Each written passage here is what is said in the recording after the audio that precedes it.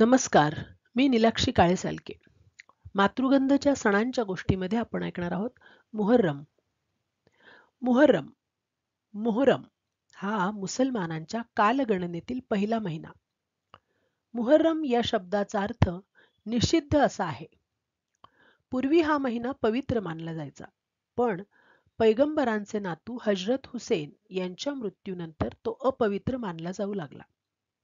या महिन्याचा 10वा दिवस मुहर्रमचा असतो, पण हा दिवस सणाचा नसून शोकाचा आहे. यामागे एक कथा आहे. हजरत महम्मद या प्रेषिताने अरबस्थानात इसवी सनाच्या 7व्या शतकात इस्लाम धर्म स्थापन केला. धर्माबरोबर इस्लामचे राज्यही तेथे निर्माण झाले. पैगंबरांच्या हयातीत धर्माची व राज्याची ही सर्व व्यवस्था त्यांच्याकडेच होती. मात्र आपल्यानंतर राज्याचा कारभार लोकमतानुसार चालावा अशी व्यवस्था त्यांनी केली होती. त्यानुसार एक कायदे करणारे मंडळ, एक कार्यकारी मंडळ व या सर्वांचा प्रमुख म्हणजे खलिफा, या सर्वांनी कारभार पाहायचा होता. पण पैगंबरांनंतर कोणी खलिफा व्हावे यावरून वाद उत्पन्न झाला. खलिफा बहुमताने निवडून यावा असे एका गटाचे मत होते. या गटाच्या लोकांना सुन्नी म्हणतात. या मतानुसार 3 खलिफा होऊन गेले. त्यानंतर महम्मद पैगंबरांचे जावई हजरत अली हे खलिफाच्या गादीवर बसले. दुसऱ्या गटाच्या मते खलिफा होण्याचा खरा मान हा चौथे खलिफा हजरत अली साहेब यांचाच होता. हे लोक पहिल्या 3 खलिफांना मानत नाहीत.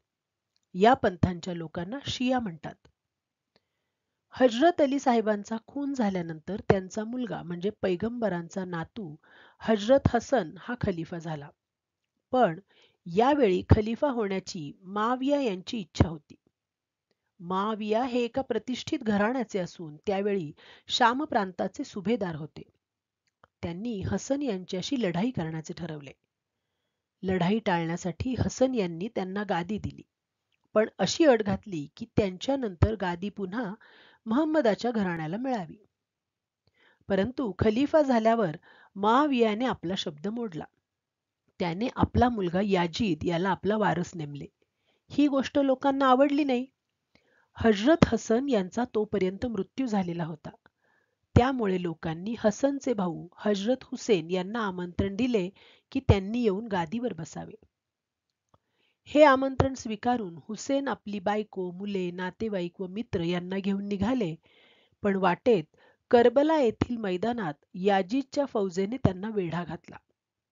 10 दिवस त्यांनी हा वेढा चालवला व अन्न पाण्या वाचून हाल करून बायका मुलांसह हजरत हुसेन यांना ठार केले. या दुःखद घटनेची आठवण म्हणून मुहर्रमचा दिवस पाळला जातो. मुहर्रमच्या दिवशी मुसलमान लोक उपवास करतात. त्यास अशुरा म्हणतात. कुराणाचे पठण करतात व मृतांच्या आत्म्यासाठी नमाजही पढतात. या दिवशी ताबूत किंवा डोले नाचवण्यात येतात. ताबूत किंवा ताजिया हे हुसेन साहेबांच्या कबरीचे म्हणजे थडग्याचे प्रतीक आहे. ताबूत बांबूच्या कामट्यांचा करून त्यावर रंगीबेरंगी कागद चिकटवलेले असतात. हे सगळे ताबूत वाजत गाजत गावाबाहेर नेतात व तेथे नदी, तळ्यात किंवा समुद्रात विसर्जन करतात किंवा जमिनीत पुरतात. जाता येताना या अली या हसन हाय हाय, या हुसेन हाय हाय असे म्हणत हाताने छाती बडवतात. ताबूत ठेवण्याच्या जागेसमोर एक खाई तयार करून त्यात आग पेटवतात.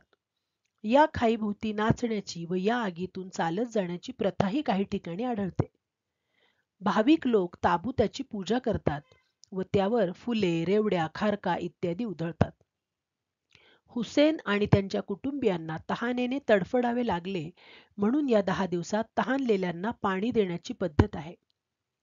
मुसलमानांमधील शिया आणि सुन्नी हे 2 पंथ मुहर्रम वेगवेगळ्या प्रकारे साजरा करतात. शियापंथी फक्त शोक पाळतात, सुन्नी ताबूत मिरवतात. ताबूत किंवा ताजिया याचा अर्थ रडणे, शोक करणे असा आहे. ताबूत विसर्जनाच्या 3ऱ्या दिवशी कुराण पठण व अन्नदान असा कार्यक्रम असतो. धन्यवाद.